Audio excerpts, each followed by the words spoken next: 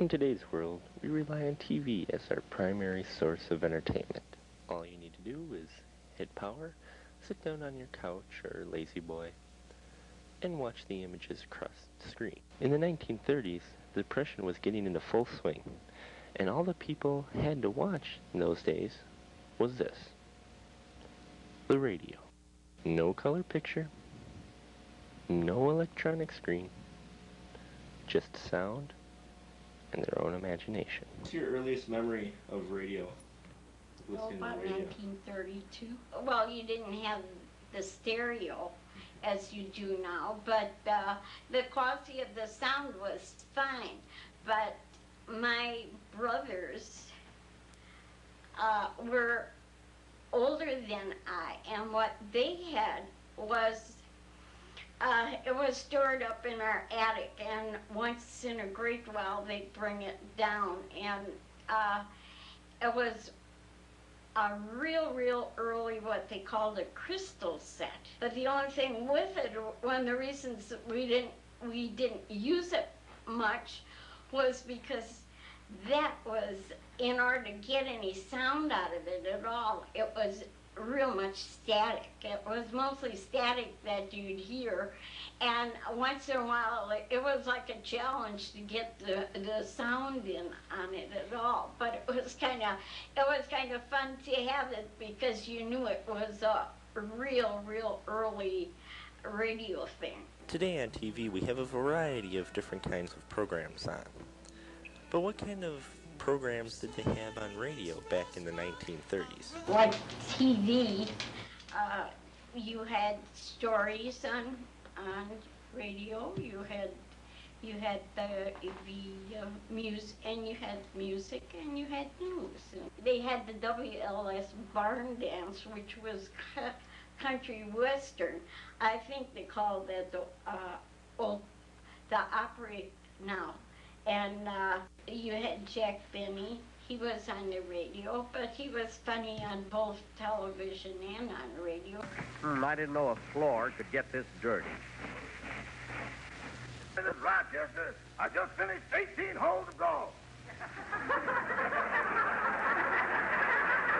Oh, you did, eh? Yeah. Did you wash the living room windows? Yes. Did you put out the garbage? It's out.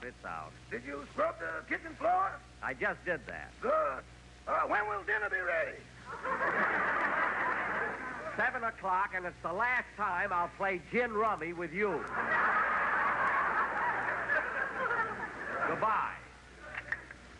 There was Fibber, McGee, and Molly, who later on came on television, but like when they would open up their closet and stuff like that, well, before, when you just heard it on the radio,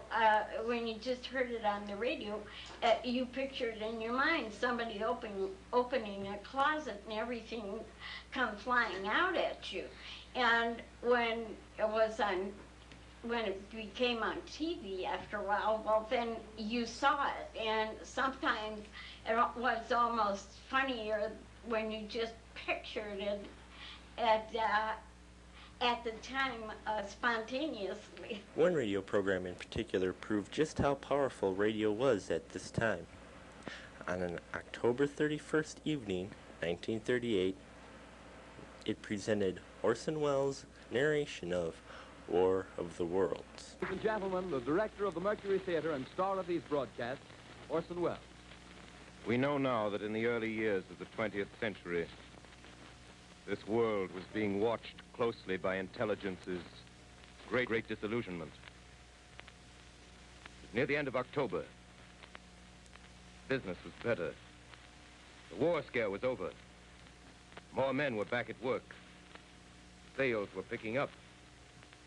On this particular evening, October 30th, the Crosley service estimated that 32 million people were listening in on radio. His eyes are black and they gleam like a serpent. The mouth is kind of V-shaped with saliva dripping from its rimless lips. It seemed to quiver and pulsate, and the monster or whatever it is can hardly move. It seems weighed down by possibly gravity or something. The thing's rising up now and the crowd falls back. They've seen plenty. The most extraordinary experience, ladies and gentlemen.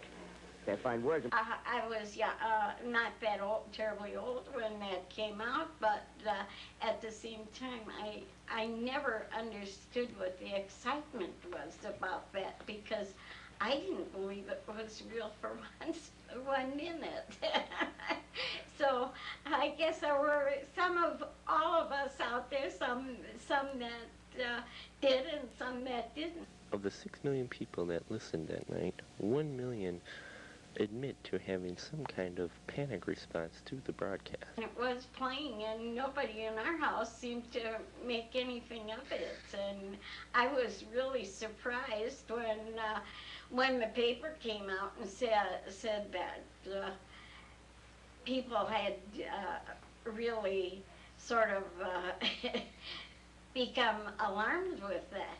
These same people were also brought together by this magnificent invention. On Saturdays, well, oftentimes there would be people that would gather over at our house or something for a company. On Saturdays, people did a lot more visiting, I think, at that time than they do now, and there was more communication.